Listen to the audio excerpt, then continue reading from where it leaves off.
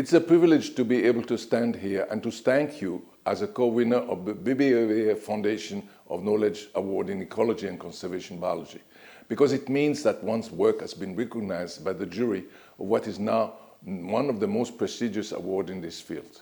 What is my field, though? I normally describe myself as a fishery biologist, or when I feel very bold, as a fishery scientist. However, let's face it, fishery science is not very prestigious, and it usually provokes a flight reaction when, in a rare instance, when at a party, I respond to innocent questions about what to do. The point is that most people perceive fisheries as the art of catching one kind of fish using one kind of gear in one lake or marine environment. What is the science in that? The point is that fish are the big group of fish, of animals that we still hunt. And because we live in an industrial age, we hunt fish industrially. People think that fish know no border, no limit. This is wrong. Fish have borders that they don't cross, of temperature, of depth. Also, they have a limit to the extent that they can maintain their abundance when under human exploitation. It is our industrial fishing that knows no border and no limits, because we can fish inshore and in the high sea, in polar and tropical sea, at the surface and at the depth of thousands of meters. Moreover, the global market for fish is tightly integrated. All of this suggests that the fisheries must be understood as a global system, similar to the global weather system or the global financial system, whose calms and storms at any place can be understood only by considering what occurs at other places on the Earth. I did the field work for my first graduate degree, studying the ecology of a coastal lagoon in Ghana. And I spent the 2 years follow that on surveying fish abundance in Indonesia in the mid-70s. This inspired my doctoral thesis. The job I then got at an international research center in the Philippines included developing and teaching throughout the tropics in Africa, Asia, Oceania, and South America, tropicalized method for what fishery science called stock assessment. That is, assessing how much fish are still in the water and how much could be taken sustainably. This is when I noted that fisheries issues are similar between countries, despite the different tradition that maritime anthropologists are painstakingly describing. Also, I noted that the response of exploited ecosystem exhibit common patterns irrespective of location and or the identity of the species targeted. However, there was another worrying pattern.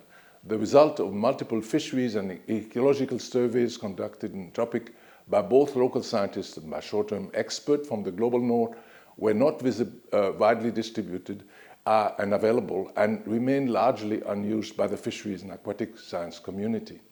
The creation of FishBase, a free online database with scientific information on all 35,000 species of fish in the world, was my answer to this challenge, obviously with hundreds of colleagues helping me to make it the success that it is.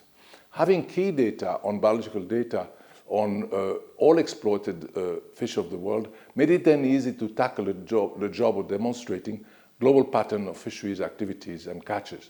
This is how much cited papers emerged on the primary production required by global fisheries, on fishing downwind food web, or on the geographic, bathymetric, and taxonomic expansion of fisheries, the latter group referring to fishing vessels going further and fishing deeper, and for previously spurned species. Doing this work required getting familiar with database of fisheries catches that are assembled by the Food and Agriculture Organization of the United Nations, that is FAO, which annually assemble catch report from its member countries, harmonize them, and relays them as the World Fishery Catch Database. This unique and very useful database has flaws, however, such as ignoring the fish discarded by industrial fisheries or that caught by small-scale fishers. This is important because catching fish is one of the major ways we interact with the ocean, the other being for transportation and for dumping refuse. Thus, with the support of various philanthropic foundations, the Sea Around Us, an initiative I founded in 1999 at the University of British Columbia in Vancouver, Canada, undertook the huge task of correcting the world catch as reported by coastal countries since 1950. The correction process, which we call catch reconstruction, took about 15 years and involved about 400 scientists from all over the world.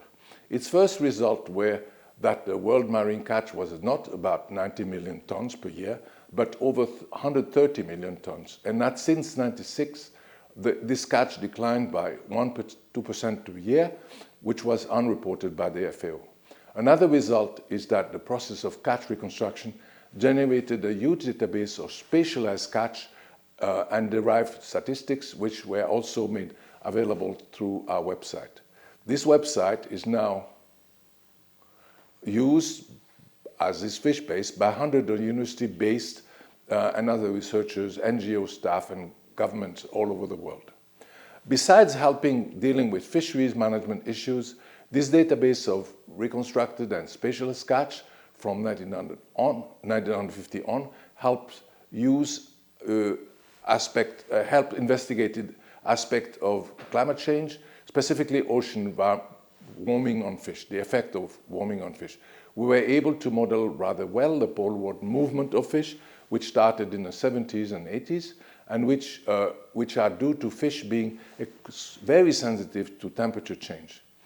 The reason for this sensitivity is that fish breathe water, which contain little oxygen, and use gills, that is a two-dimensional surface, to meet the oxygen demand of a three-dimensional body. This means that gill area per volume must decline as fish grow, causing oxygen stress, down to a size at which they don't get enough oxygen to grow further. I wrote my doctoral dissertation about this, but later could work only occasionally on this topic, which at first was interested no one. Now, these long neglected considerations are becoming major explanation for what fish are forced to do in the face of global warming. It's a sad way to be right.